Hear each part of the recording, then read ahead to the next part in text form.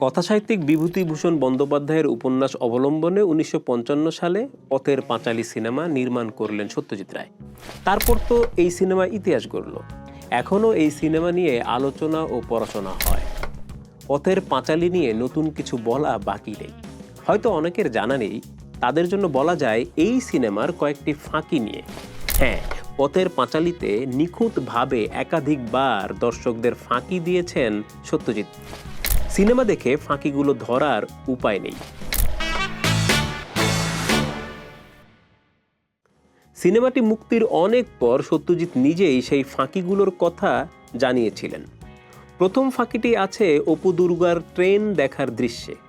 Rail লাইনের পাশেই কাশফুলে ভরা মাঠ। অপু দিদিকে ধাওয়া করতে করতে গ্রাম থেকে বেরিয়ে কাশবনে পৌঁছায়। এই পর্যন্ত প্রথম দিন ধারণ করা হয়। পরে সপ্তাহখানেক পর সেখানে গিয়ে দেখা গেল কাশবন নেই, গরুর পাল সব কাশ খেয়ে ফেলেছে। তাই বাধ্য হয়ে বাকি দৃশ্য ধারণ করতে হয় পরের বছরের শরৎকালে।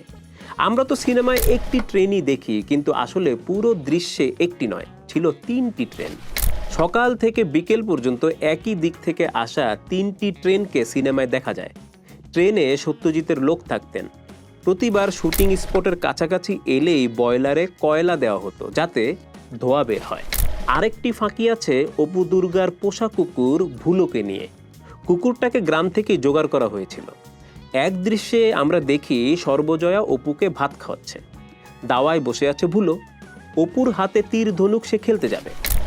একসময় খাওয়া রেখেই দেয় ছুট। দ্বিতীয় দৃশ্যে দেখা যায় সর্বজয়া থালার বাকি ভাতটুকু ফেলে দেয়। সেই ভাতটুকু খায় ভুলো। দ্বিতীয় দৃশ্যটি একদিনে নেওয়া যায়নি, টাকার অভাবে শুটিং বন্ধ হয়ে যায়। প্রায় ৬ মাস পর আবার শুটিং শুরু হলে জানা গেল ভুলো আর বেঁচে নেই।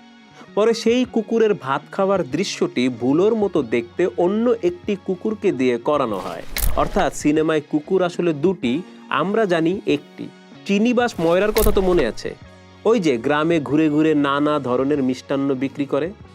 আমরা দেখি অপু দুর্গার মিষ্টি কেনার সামর্থ্য নেই জেনে চিনিবাস মুখুজ্জে বাড়ির দিকে হাঁটা শুরু করে। অপু দুর্গাও তার পিছু নেয়। এই পর্যন্ত ক্যামেরায় ধারণের পর টাকার অভাবে শুটিং আবার বন্ধ হয়ে যায়। কয়েক মাস পর শুটিং শুরু হলো ঠিকই, কিন্তু চিনিবাস ততদিনে বেঁচে নেই। কি বিপদ! উপায় নেই, চিনিবাসের মতো দেখতে একজনকে খুঁজে আনা হলো। দৃশ্যে প্রথমে দেখানো হয় চিনিবাস বাঁশবন থেকে বের হচ্ছে। তার পরের শট ক্যামেরার দিকে পিট করে সে মুখুজ্জেদের বাড়িতে ঢুকছে। তার চেহারা আর দেখানো হয়নি। ট্রেন ও কুকুরের মতো ময়রাও ডাবল, কিন্তু দেখে বোঝার উপায় নেই। জাদুকরও তো আমাদের ফাঁকি দেয়, আমরা কি ধরতে পারি? আর জাদুকর যদি হয় সত্যজিৎ রায়ের মতো, তখন তো কথাই নেই। সঙ্গে থাকুন, দেখা হবে, কথা হবে সিনেমা নামার পরের পর্বে।